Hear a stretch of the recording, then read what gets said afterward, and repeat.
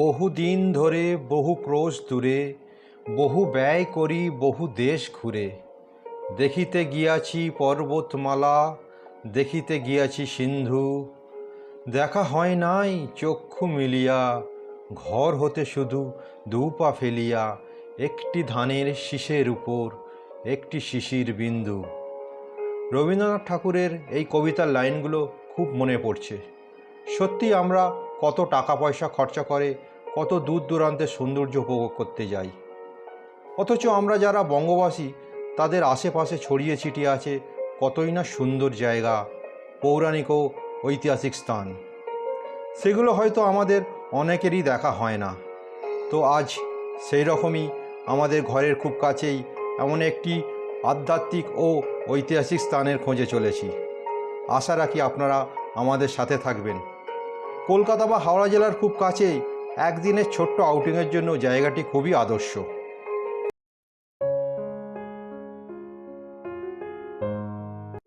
আজ আমরা চলেছি হুগলি জেলার রাজবলহাটের উদ্দেশ্যে। সেখানে আমরা রাজবল্লভী মায়ের মন্দির দেখব, তারপর ওখান থেকে চলে যাব আটপুরের উদ্দেশ্যে। আমাদের চ্যানেলটি নতুন, তাই আপনাদের সাপোর্ট খুবই প্রয়োজন। আমাদের চ্যানেলটিকে সাবস্ক্রাইব করুন, লাইক করুন এবং বন্ধুদের মধ্যে শেয়ার করুন এবং কমেন্ট করে জানান আমাদের উপস্থাপনা কেমন লাগছে। যদি কিছু ভুল ত্রুটি হয়ে থাকে তাহলে অবশ্যই জানাবেন, কারণ একটি জায়গা সম্পর্কে সব কিছু জানা সম্ভব নয়। আপনারা যদি এই জায়গাটি সম্বন্ধে জেনে থাকেন আমাদের অবশ্যই কমেন্ট করে জানাবেন। চলুন এবার যাওয়া যাক।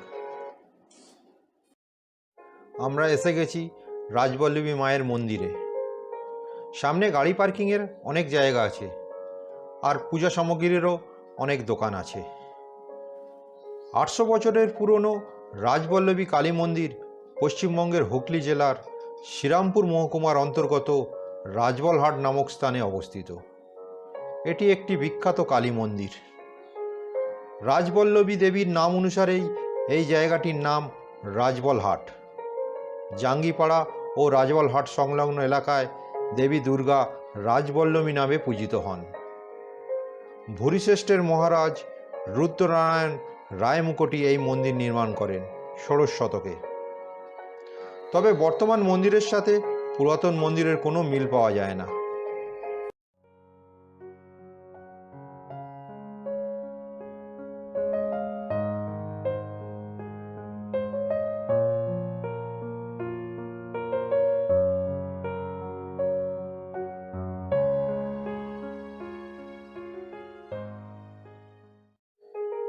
সিংহদুয়ার দিয়ে প্রবেশ করেই প্রথমে বাঁদিকে পরপর 3টি শিব মন্দির পড়ে, যথাক্রমে ত্রম্বকেশ্বর শিব, সোমেশ্বর শিব ও রাজেশ্বর শিব।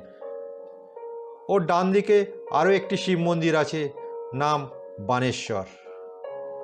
মাঝখানে একটি সুন্দর নাট মন্দির আছে এবং তার সামনে মায়ের মূল মন্দির। স্থানীয় মানুষদের কাছে এটি মায়ের বাড়ি নামে পরিচিত।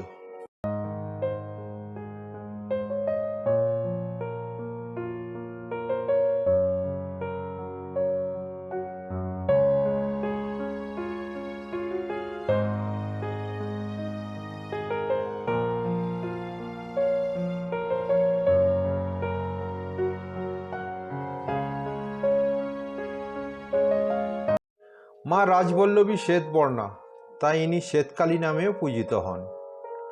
কালী মূর্তি সাধারণত আমরা নীলবর্ণ বা কালো বর্ণের দেখেছি, কিন্তু শ্বেতবর্ণের কালী মূর্তি আমরা এই প্রথমবার দেখলাম। মায়ের মূর্তি 6 ফুট উঁচু, গঙ্গা মাটি ও গঙ্গা জল দিয়ে বিগ্রহ নির্মিত।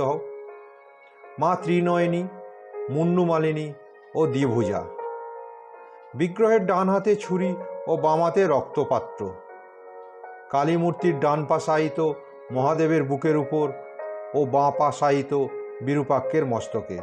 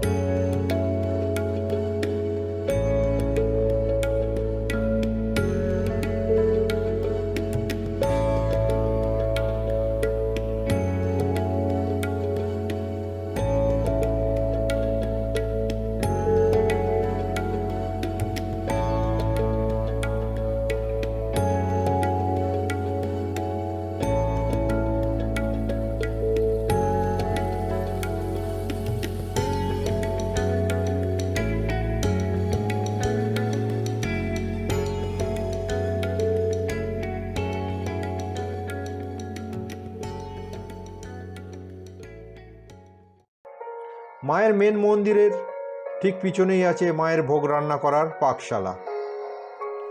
বিভিন্ন ধরনের সবজি ও মাছ দিয়ে ঘন্ট মায়ের ভোগের বিশেষত্ব।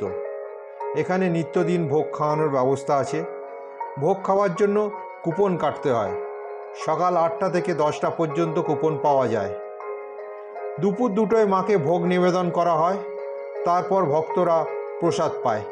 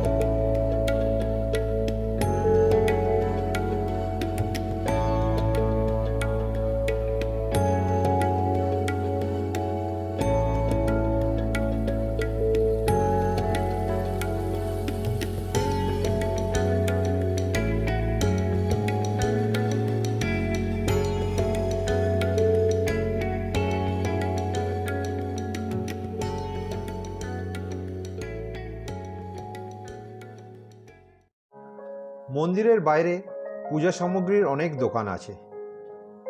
আমরা আশীর্বাদ মিষ্টান্ন ভাণ্ডার থেকে পূজা সামগ্রী নিয়ে মায়ের পুজো দিয়ে বেরিয়ে এসে এখানেই কচুরি, আলুর তরকারি ও মিষ্টান্ন সহযোগে ব্রেকফাস্ট সারি। খাবার খুব টেস্টি ছিল আর দোকানি দাদার ব্যবহার খুব ভালো। আগে থেকে ফোন করে জানালে দাদা মায়ের ভোগ প্রসাদের কুপন কেটে রাখেন। ডেসক্রিপশন বক্সে দাদার ফোন নাম্বার দিয়ে দিলাম। যদি আপনারা মায়ের দর্শন করতে আসেন তাহলে এই দোকান থেকে পূজা সামগ্রী নিতে পারেন।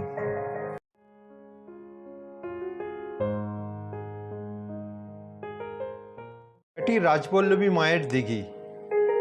সুবিশাল দিঘির জল টলটল করছে, আর এই তপ্ত দুপুরের গরমে এই রকম টলটলে জল দেখে এখনই নেমে পড়তে ইচ্ছা করছে। এখন আমরা রাজবল্লভী মায়ের মন্দির দর্শন করে আটপুরের উদ্দেশ্যে চলেছি। আটপুর হলো হুগলি জেলার একটি গ্রাম। রাজবলহাট থেকে আটপুরের দূরত্ব 12 কিলোমিটার। ট্রেনে আসলে তারকেশ্বরগামী যে কোনো লোকালে উঠে হরিপাল স্টেশনে নামতে হবে। তারপর ওখান থেকে অটো বা টোটো বুক করে আটপুরে আসতে হয়। আটপুর সাধারণত অনবদ্য টেরাকোটার মন্দির ও রামকৃষ্ণ মঠের জন্য বিখ্যাত।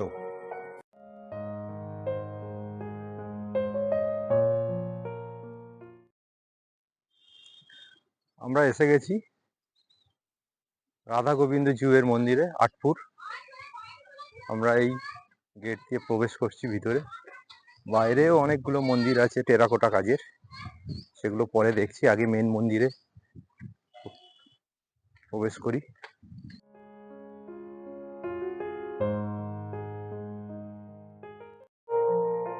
এটি বাবুরাম ঘোষ তথা স্বামী প্রেমানন্দের মাতুলালয়, অর্থাৎ মাতঙ্গিনী দেবীর বাড়ির পুজো।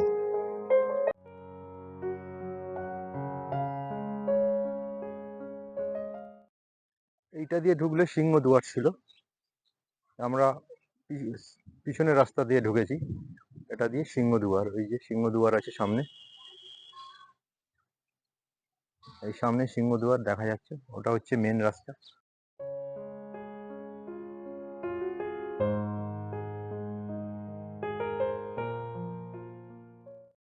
এটি সেই বকুল গাছ যেটি 500 বছরের ইতিহাস বহন করে চলেছিল, কিন্তু গত আমফান ঝড়ে এটি পড়ে যায়।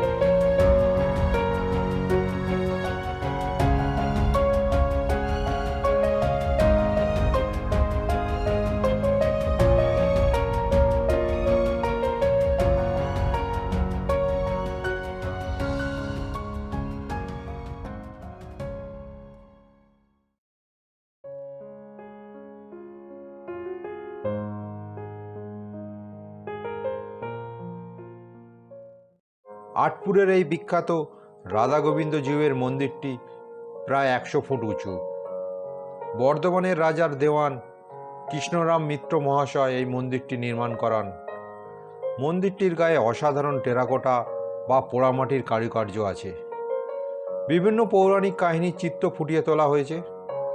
মন্দিরের ভিতরের ইটগুলো গঙ্গা মাটি ও গঙ্গা জল দিয়ে তৈরি। টেরাকোটার বিষয়গুলো নেওয়া হয়েছে 18টি পুরাণ, রামায়ণ, মহাভারত, তৎকালীন ভারতের ইতিহাস ও মন্দির গড়ার সমসাময়িক বিষয় থেকে।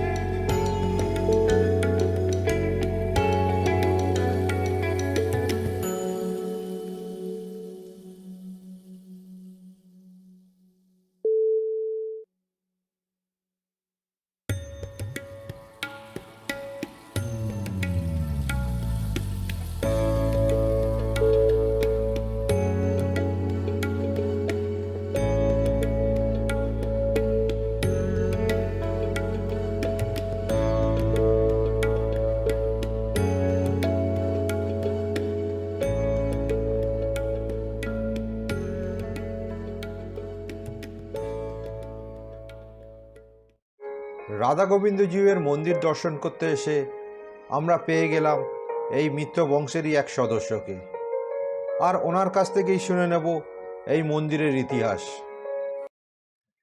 নমস্কার, আমি সুদীপ মিত্র। আমি এই পরিবারেরই সদস্য।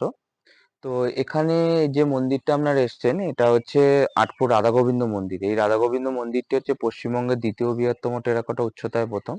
এত বড় উচ্চতার টেরাকোটা মন্দির নেই, যেটা বাঁকুড়া বিষ্ণুপুরকে টেক্কা দিয়েছে। এবং কোনো মূর্তি বা কোনো প্যানেলের সঙ্গে কোনো প্যানেল কোনো মিল নেই, পুরোটাই আলাদা। মানে ভেতরে আছে 108টা পদ্ম ফুল, রাজস্থানী মিনিয়েচারের কাজ আছে, বুলন দরওয়াজার কাজ আছে, চুনসুরকির ওপর পঙ্খের কাজ আছে, ঝিনুকের গুঁড়ো করে শিল্পসত্তা আছে, বাবরের ছবি, আনুবিস আছে, কবির আছে, গুরু নানক আছে, রামায়ণ মহাভারতের ছবি আছে। তার সঙ্গে সঙ্গে আছে আপনার হচ্ছে তলায় আছে হচ্ছে জব চান্নক, ইনক্রেডিবল ইন্ডিয়ার প্রথম লোগো, একদিকে দুর্গা একদিকে কালী। ইনক্রেডিবল ইন্ডিয়ার দ্বিতীয় লোগো পালতোলা নৌকা, পলাশির যুদ্ধ, কামান দাগাচ্ছে, রামায়ণ মহাভারতের গোটা প্যানেল। এবং ন্যাসের যে এখন 11টা মন্দিরের ভেতর রামায়ণের যে কাজ হচ্ছে, সেই ন্যাসেদের মধ্যে এই মন্দিরটা পঞ্চম স্থানে আছে। এবং এটা হচ্ছে এখন পশ্চিমবঙ্গের দ্বিতীয় বৃহত্তম টেরাকোটা উচ্চতায় প্রথম। এত বড় উচ্চতার টেরাকোটা মন্দির নেই, যেটা বাঁকুড়া বিষ্ণুপুরকে টেক্কা দিয়েছে। এবং এটা একটা রাজ্য সুরক্ষিত মন্দির। এবং এই মন্দিরটি উচ্চতায় 67 ফুট উচ্চতার এত বড় টেরাকোটা মন্দির এবং পুরোটা গঙ্গা জল গঙ্গা মাটি। 1708 মানে এর সঙ্গে 78 যোগ করে 1786 খ্রিস্টাব্দে বর্ধমান রাজা দিয়ান তাহাকালী কৃষ্ণ মিত্র এটি প্রতিষ্ঠা করেছেন। পুরোটা গঙ্গা জল গঙ্গা মাটি, পুরোটা সর্বধর্ম সমন্বয়ে কনসেপ্ট। এর পেছন দিকে একটি খড়ের চাল কাঁঠাল কাঠের চণ্ডী মণ্ডপ আছে, যেটা 1683 1090 বঙ্গাব্দে কন্দর্প নারায়ণ মিত্র যখন আটপুরে পদার্পণ করেছিলেন, তখন এই গাছটাই বাইরে বকুল গাছটা আছে, এটা হচ্ছে প্রায় 500 বছরের প্রাচীন বকুল গাছ, আরো বেশি বয়স হবে। তো এই বকুল গাছের তলায় বসেন, নারায়ণ শিলাটা গাছের ডালে রেখেছিলেন এবং খড়ের চালের ভেতর ছোট করে দুর্গাপুজো কালী পুজো শুরু করেন, যেটা এখন এশিয়ার বৃহত্তম খড়ের চাল কাঁঠাল কাঠের চণ্ডী মণ্ডপ। এবং 1747-এ এক চাল এবং আট চালা করেছেন কৃষ্ণ মিত্র, বর্ধমান রাজা দেয়ান থাকাকালীন। এবং এটা পুরোটাই হচ্ছে দেয়ান থাকাকালীন উনি খড়ের চালের ভেতর এক চাল এবং আট চালা করেন, যেটা হচ্ছে শাক্ত শৈব বৈষ্ণব মেরির কোলে যিশু কনফুসিয়াস বুদ্ধদেব। এবং এশিয়ার বৃহত্তম খড়ের চাল কাঁঠাল কাঠের যে চণ্ডী মণ্ডপ, যে বাড়ি দেখা যায় না কিন্তু এখানে আছে। শিবপুর ছিল, শিবপুরটা টিনের চালে হয়ে গেছে, আটপুরটা এখনো খড়ের চালের আছে। বাইরে 5টা শিব মন্দির দেখতে পাবেন। এটা হচ্ছে গঙ্গাধর, বাইরে আছে রামেশ্বর আছে, বানেশ্বর আছে, মানে পিচ রাস্তার অপোজিটে জলেশ্বর এবং ফুলেশ্বর, যেটা 1747 থেকে 67 শেষ হয়েছে, এবং 1786 খ্রিস্টাব্দে রাধাকৃষ্ণ মন্দির। এতগুলি মন্দির তৈরি করতে 2 লক্ষ টাকা ব্যয় হয়, কিন্তু এই মন্দিরটি তৈরি করতে কৃষ্ণাম মিত্র 1 লক্ষ টাকা ব্যয় হয়। এটা রাজ্য সুরক্ষিত, শিব মন্দিরগুলো রাজ্য সুরক্ষিত সংরক্ষণের আওতাভুক্ত নেই, কিন্তু খড়েরচাল রাধাকৃষ্ণ মন্দির সংরক্ষণের আওতায় আছে। এটা অন্যদিকে হচ্ছে বাবুরাম ঘোষের মায়ের বাড়ির পুজো। বাবুরাম ঘোষের মা ছিলেন মাতঙ্গিনী মিত্র এবারই মেয়ে, এবং 1886 24শে ডিসেম্বর 9 জন সন্ন্যাসীকে সংকল্প গ্রহণ করার পর স্বামী বিবিদিশানন্দ বিবেকানন্দ এই মন্দিরের ওপর আসেন, এবং এখানে 1 ঘন্টা ছিলেন। শ্যামাপদ ভট্টাচার্য ন্যায়রত্ন তর্ক বাগীশের সঙ্গে কথা বলেছিলেন, এবং 1893 শিকাগো ধর্মসভায় মন্দির সম্পর্কে বক্তৃতা দেন, এবং 1887 খ্রিস্টাব্দে সারদা মা এই মন্দিরে আসেন, এবং বাবুরাম ঘোষের বাবার বাড়ির দুর্গাপুজো মানে ঘোষ বাড়ির দুর্গাপুজো পরিচালনা করেছিলেন, এবং এখানে উনি দুর্গাপুজো দেখতে এসেছিলেন। তার সঙ্গে ছিলেন স্বামী বিবেকানন্দ, স্বামী প্রেমানন্দ, বৈকুণ্ঠ সান্যাল, আর তার সঙ্গে বৈকুণ্ঠ সান্যাল ও স্বামী ব্রহ্মানন্দ ছিলেন, এবং সেটা ছিল 87 এবং 88 সালে। এবং 1836-এ জন্ম, 1854 সালে এই গাছটার তলায় এসেছিলেন গদাধর। ছামাপুকুর থেকে দিগম্বর মিত্রের বাড়ি হয়ে যখন আটপুরে পদার্পণ করেছিলেন, তখন গদাধর এই গাছটার তলায় বসেন, এবং আটপুরকে কেন্দ্র করে নরেন্দ্রনাথ থেকে বিবেকানন্দ, বাবুরাম থেকে প্রেমানন্দ, এবং গদাধর থেকে রামকৃষ্ণ, এবং যতমত ততপদের উদ্যোক্তাই আটপুরকে কেন্দ্র করে। এবং আটপুর আরেকটু আমি বলে দিই যে আটপুর একটা বিখ্যাত মনীষীদের পদধূলি ধন্য গ্রাম, যেমন হচ্ছে নিত্যানন্দ মহাপ্রভু তাদের পদধূলি পড়েছে, পরমেশ্বর দাস ঠাকুর পদধূলি পড়েছে, যেটা শ্যামসুন্দর পাঠ, জাহ্নবী দেবীর পদধূলি ধন্য গ্রাম। তারপরে হচ্ছে বলরাম বোস, প্যারীচরণ সরকার, সুরকার নচিকেতা ঘোষ, রসিকলাল দত্ত, বাণীকুমার ভট্টাচার্যের আদি বাড়ি। এবং আটপুরের যদি দেখা যায় 40% আটপুরে তাঁতের কাপড়ের জন্য বিখ্যাত, রাজবলাটে 60%। কিন্তু সেইভাবে আঁটপুরকে যে তুলে ধরার যে প্রচেষ্টা, যে আঁটপুর একটা বিখ্যাত জায়গা, তাদের পদধূলি ধন্য গ্রাম, যে নিত্যানন্দ মহাপ্রভু থেকে, রামকৃষ্ণ থেকে, বিবেকানন্দ থেকে, সারদা দেবী থেকে পদধূলি ধন্য গ্রাম, কিন্তু সেইভাবে তুলে ধরার কোনো প্রচেষ্টা নেই। এবং 1886 24শে ডিসেম্বর যে সংকল্প গ্রহণ অনুষ্ঠানটা হয়েছিল, সেটা আঁটপুরকে কেন্দ্র করেই গড়ে উঠেছিল, যেটা যাক নাম অনুসারে হয়েছিল তিনি হচ্ছে বাবুরাম ঘোষের মা। বাবুরাম ঘোষের মা ছিলেন মাতঙ্গিনী মিত্র। বিয়ের পর তারাপদ ঘোষকে বিয়ে করার পর ওনার ঘোষ টাইটেল হন। তো তৎকালীন সময় 1886 24শে ডিসেম্বর রামকৃষ্ণদেব মারা যাওয়ার পর 9 জন সন্ন্যাসীর যে সংকল্প গ্রহণ অনুষ্ঠানটা, সেটা আঁটপুরকে কেন্দ্র করে গড়ে উঠেছিল, যেটা মানে শুধুমাত্র দেশে নয়, বিদেশের মাটিতেও জানা যায় যে নরেন্দ্রনাথ থেকে বিবেকানন্দ, বাবুরাম থেকে প্রেমানন্দ, এবং গদাধর থেকে রামকৃষ্ণের উত্থান। এবং যেটা হচ্ছে আপনার হচ্ছে তৎকালীন সময় যেটা এর বই থেকে, মানে ফরাসি দার্শনিক রোমারোলা তার ইতিহাস বইতে, লন্ডনের স্কয়ার, ইংল্যান্ডের অ্যালবার্ট হল থেকে আমরা জানতে পারি যে মানে 9 জন সন্ন্যাসীর যে সংকল্প গ্রহণ অনুষ্ঠানের যে করুণ কাহিনী, যে তারা সংকল্প কেন তারা বাড়ি ছেড়েছিল, তা পুরো পুঙ্খানুপুঙ্খ ফরাসি দার্শনিক রোমারোলা তার ইতিহাস বইতে আপনি পাবেন। এবং লন্ডনের স্কয়ার, ইংল্যান্ডের অ্যালবার্ট হলে এই মন্দিরের প্রতিকৃতি 9 জন সন্ন্যাসী সংকল্প গ্রহণ অনুষ্ঠানের কথাটাও ব্যক্ত আছে। এবং 1893 শিকাগো ধর্মসভায় বিবেকানন্দ এই কথাটি ব্যক্তও করেছিলেন। তো নমস্কার, আসবেন, সবাইকে অসংখ্য ধন্যবাদ। আপনাকে অসংখ্য ধন্যবাদ এত ভালো ইনফরমেশন দেওয়ার জন্য। এর ভিতরেই রয়েছে প্রায় 300 বছরের পুরনো খড়ের চাল বিশিষ্ট কাঁঠাল কাঠের তৈরি চণ্ডী মণ্ডপ, যা এখন পশ্চিমবঙ্গ সরকারের পুরাতত্ত্ব বিভাগ থেকে বন্ধ করে দেওয়া হয়েছে।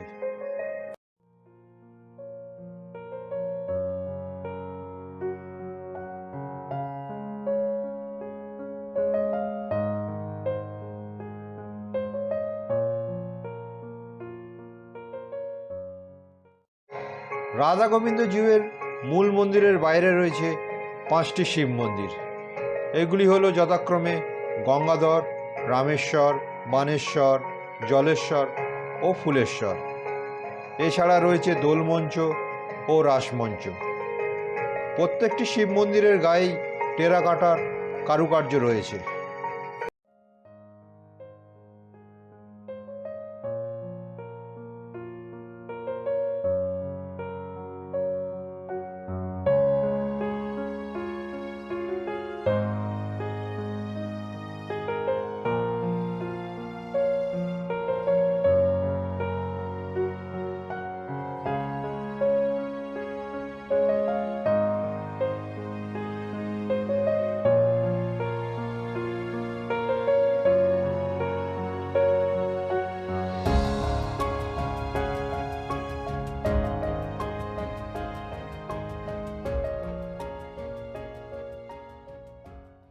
এখন আমরা চলে এলাম রাধা গোবিন্দ জিউয়ের মন্দিরের পাশেই রামকৃষ্ণ মিশনে।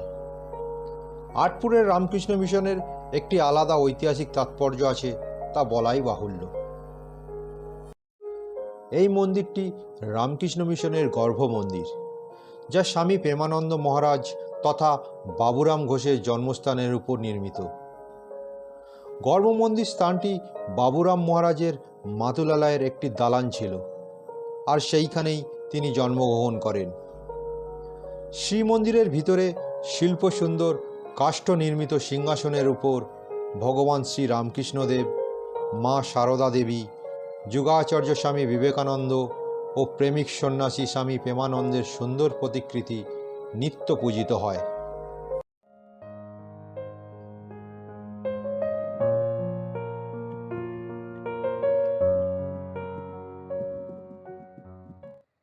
শহরের কোলাহল থেকে দূরে, কলকারখানার ধোঁয়াধুলো বিমুক্ত, নির্মল বায়ুছায়া বেষ্টিত শান্ত সুনিবিড় পল্লী মধ্যে মনোরম গ্রাম্য পরিবেশে এই মন্দিরটিতে এলে প্রাণ জুড়িয়ে যায়।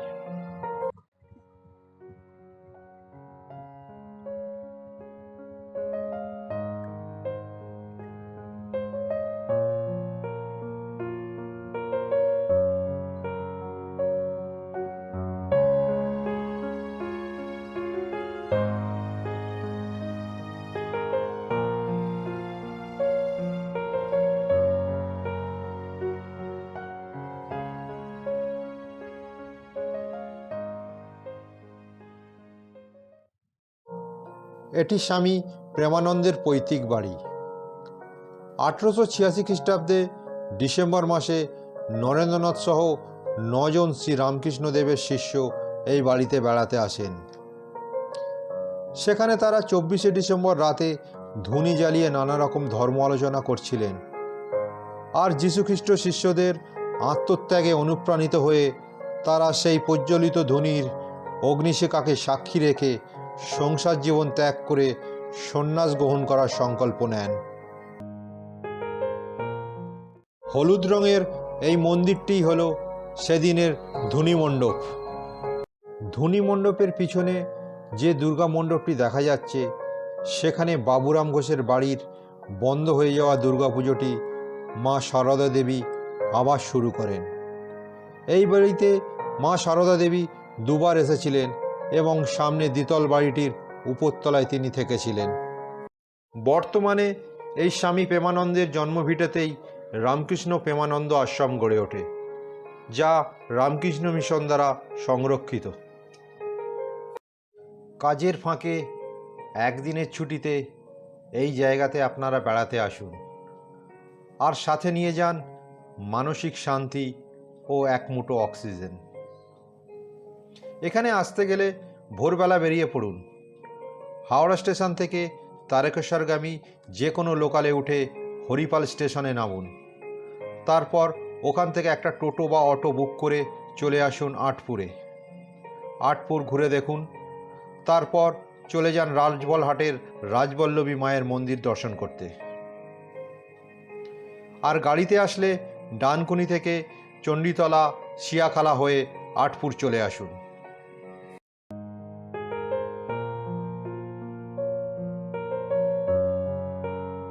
আজকের ভিডিওটি আমরা এখানেই শেষ করছি। এর পরের ভিডিওতে থাকবে নতুন জায়গার নতুন ভিডিও। আর এই ভিডিওটি যদি আপনাদের ভালো লেগে থাকে তাহলে লাইক, শেয়ার ও কমেন্ট করবেন। আর আপনাদের কাছে আমাদের অনুরোধ, প্লিজ আমাদের এই ছোট্ট চ্যানেলটিকে সাবস্ক্রাইব করে আমাদের পাশে থাকবেন। নমস্কার, ভালো থাকবেন, সুস্থ থাকবেন সবাই।